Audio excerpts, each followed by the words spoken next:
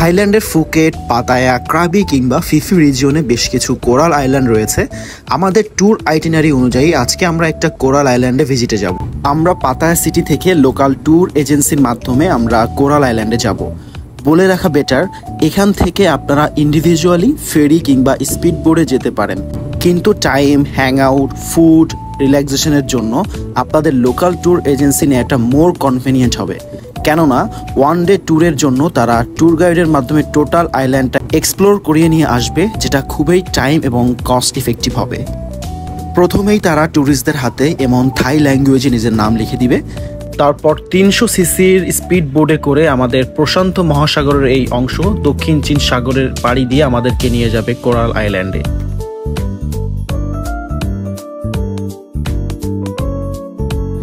আপনারা থাইল্যান্ডের প্রত্যেকটা সি বিচে ওয়াটার স্পোর্টস অ্যান্ড অ্যাক্টিভিটিসগুলো ট্রাই করতে পারেন, যেমন parasailing, snorkeling, sea walk, banana boat, jet ski ইত্যাদি। পাতায়া সিটি থেকে কোরাল আইল্যান্ডের দূরত্ব 7 কিলোমিটার। স্পিড বোটে ম্যাক্সিমাম 25 মিনিটের মধ্যে আপনাকে নিয়ে যাবে। কোরাল আইল্যান্ডে পৌঁছানোর পর প্রথমেই Tawaen beach, the most popular shops, restaurant and beach অ্যাক্টিভিটিসগুলো এখানেই থাকে। আমরা একটা বাগি নিয়ে নিই। অবশ্যই এখানে লজিক্যাল বার্গেইন করতে হবে। আমরা 2 ঘন্টার জন্য একটা বাগি ভাড়া নিয়ে আমরা আইল্যান্ডের এক্সপ্লোর করা শুরু করি।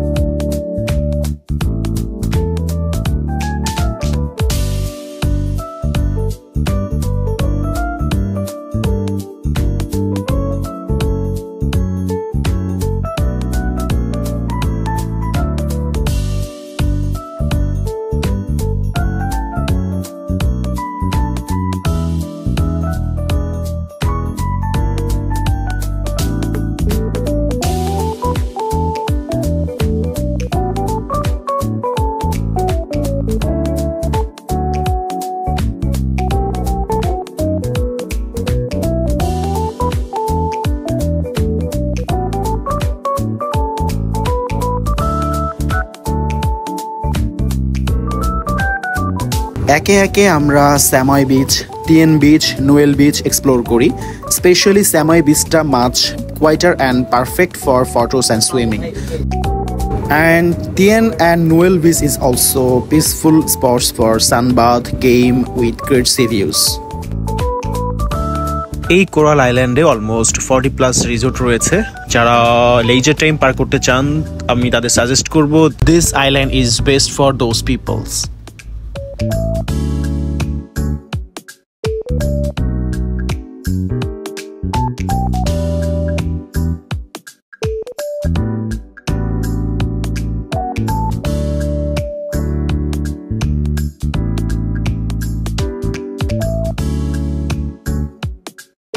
এই কোরাল আইল্যান্ডে আসার একটি সংবিধিবদ্ধ সতর্কীকরণ আছে, যেটি হচ্ছে ফ্যামিলি এবং বাচ্চা সহ যদি কেউ এই আইল্যান্ডে ট্রাভেল করতে চান এবং স্পেশালি স্পিড বোটে উঠতে চান তাহলে একটু সতর্ক থাকতে হবে, কারণ এটা 300 সিসির একটা স্পিড বোট। সো সতর্কতা অবলম্বন করাটা বেটার বলে মনে করি, কেননা এখানে লাইফ জ্যাকেট রয়েছে, বাট অনেক বাচ্চার গার্ডিয়ানরা এই লাইফ জ্যাকেট বাচ্চাকে পরাতে চান না, এরকমই হয়। সো সবারই পরা উচিত। অ্যাজ আই আর্লিয়ার সেইড যে আমরা এজেন্সির মাধ্যমে ট্রাভেল করেছিলাম, সো তাদের আইটিনারির মধ্যেই আমাদের লাঞ্চের ব্যবস্থা ছিল। সো আমাদের পৌঁছাতে বিকাল হয়ে গিয়েছিল, দেন আমরা লাঞ্চ করে আমরা পাতায়া সিটিতে আমরা ওয়েট করি। এই লোকেশন থেকে পাতায়া সিটির ভিউটা অনেক সুন্দর লাগতেছিল। আপনারা আপনাদের ফোনে এর মেমোরিজ আপনারা নিতে পারেন।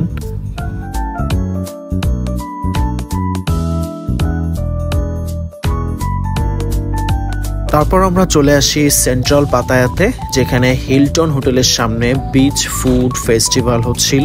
আমরা সেখানে একটু ঘোরাঘুরি এবং কিছু কালচারাল ফাংশন হচ্ছিল, সেটাও দেখে আমরা সিটি লাইট এক্সপ্লোর করার জন্য বের হয়ে যাই।